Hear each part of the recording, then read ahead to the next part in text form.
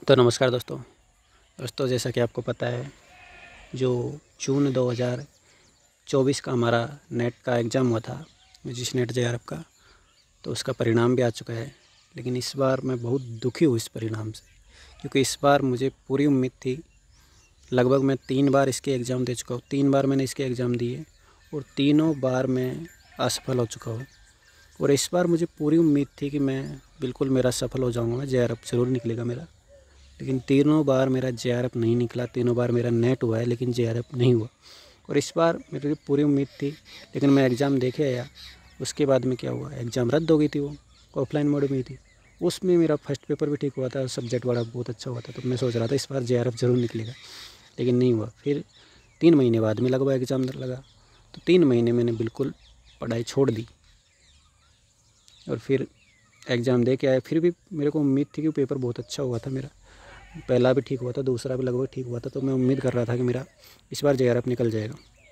तो मैं आपको बताऊंगा मेरा इसमें कितना स्कोर रहा, और मैं पहले के भी आपको स्कोर कार्ड दिखाऊंगा। मैंने अभी तक 3 एग्ज़ाम दिया नेट का, यूजीसी नेट जेआरएफ का, दिसंबर 2022, दिसंबर 2023 और जून 2024।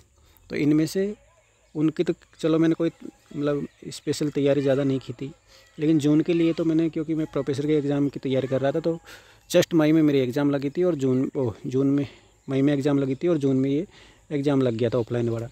तो मेरी तैयारी थी, कंटिन्यू बना हुआ था, निरंतरता। तो उसके लिए फिर 15-20 दिन मैंने पढ़ाई कर ली थी। फिर नेट के एग्ज़ाम दे के आया तो अच्छा हो गया था मेरा पेपर। फिर वो रद्द हो गई ना, तो उसके बाद भी फिर पेपर ठीक हुआ था, नंबर भी मेरे अच्छे आए। मैं आपको बताऊँगा, मेरी मार्कशीट आपके सामने है।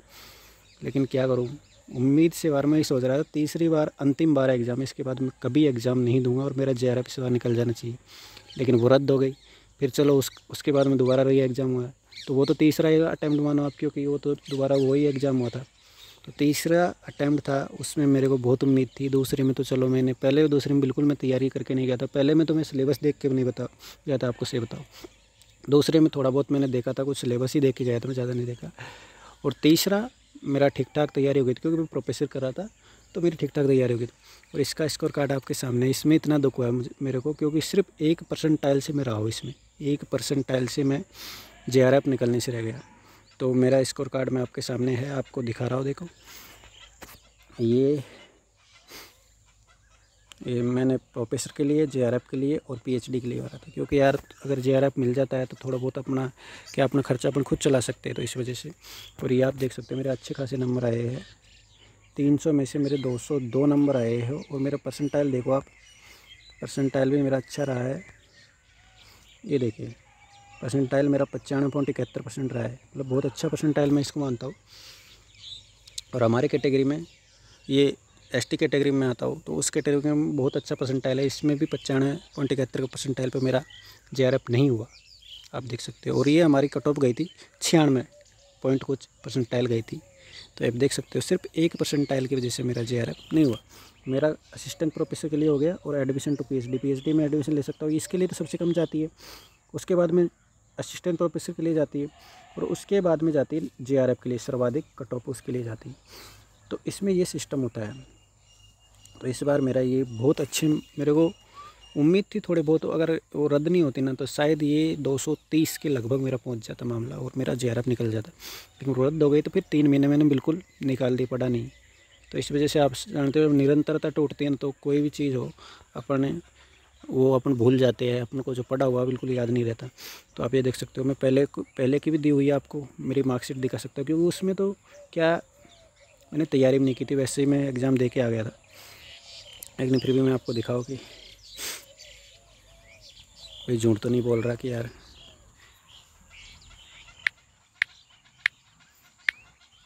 देखिए, ये है मेरा जो दिसंबर 2022 में दी थी मैंने, तो ये दिसंबर 2022 का रिज़ल्ट है। और इसमें आप ये देख सकते हो, इसमें भी स्कोर परसेंटाइल में है, इसमें भी स्कोर आपको दिख रहा होगा परसेंटाइल में।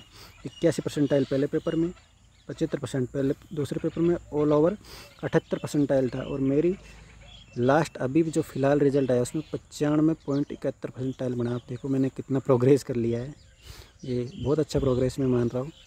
और मेरी तैयारी भी थी, तो इसमें मेरा नेट हो गया था, ठीक है ना, असिस्टेंट प्रोफेसर के लिए क्वालिफाई मैं कर गया था। ये मेरा दिसंबर 2022 का था।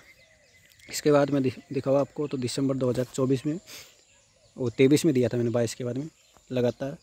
तो इसमें भी देखो मेरे अच्छे खासे नंबर आए थे, अच्छे खासे इस बार नंबर आए थे मेरे।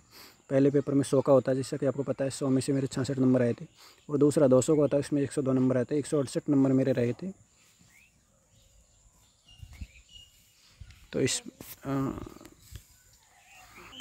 तो फिर इस बार भी मेरा 168 नंबर में नहीं हुआ, लगभग 184 या 85 के लगभग JRF की गई थी हमारी। तो इस बार भी मेरा JRF रह गया था। और इस बार जून 2024 का खूब उम्मीद थी मेरे को, जैसा कि मैंने आपको बताऊँ, इसमें मेरे को अच्छी खासी उम्मीद थी, लेकिन वो एग्ज़ाम रद्द हो गया। उसके बाद भी मेरे को उम्मीद थी, लेकिन ये नहीं हुआ। ये इस बार बहुत अच्छे नंबर रहे मेरे, लेकिन इस बार दुख इसलिए मेरे को ज़्यादा हुआ क्योंकि आप देख सकते हो 1 परसेंटाइल से मैं रह गया, और ये बहुत कम माइनर अंतर रहा इसमें, क्या कर सकते हैं। और मैं सोच रहा था तीसरी बार और अंतिम बार है ये एग्ज़ाम, इसके बाद नहीं देने वाला, लेकिन 1 परसेंटाइल ने मेरे को धोखा दे दिया। और अब पता नहीं मैं अगली जो दिसंबर वाली है, दिसंबर 2024, वो दूंगा या नहीं दूंगा, क्योंकि मैं तो बिल्कुल देने की नहीं सोच रहा था। लेकिन देखते, अभी तक तो कोई प्लान नहीं है मेरे देने का, क्योंकि मेरा मूड ख़राब हो गया इस बार के रिजल्ट से बिल्कुल। और वो रद्द हो गई, उसने मेरा तो पूरा सिस्टम ख़राब कर दिया,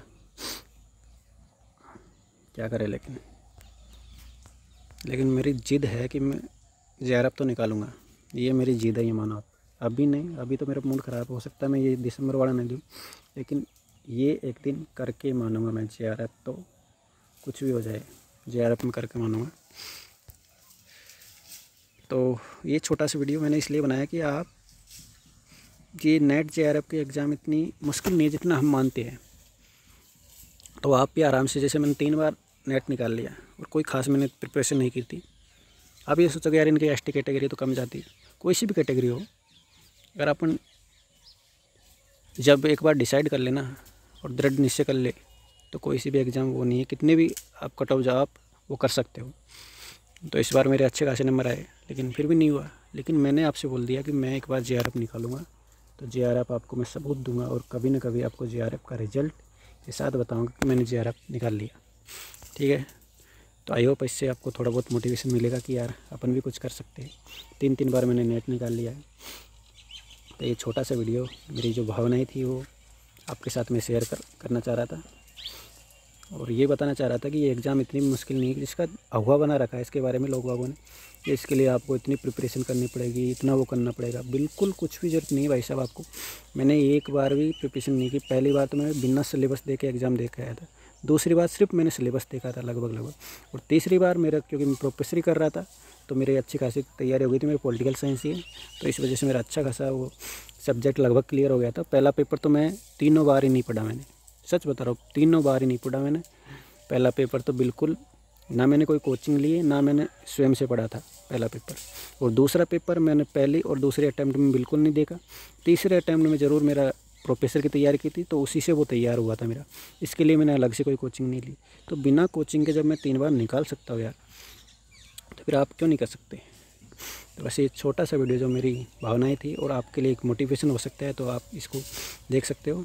अगर वीडियो अच्छा लगा हो तो आप लाइक शेयर सब्सक्राइब कर देना। धन्यवाद। जय हिंद, वंदे मातरम।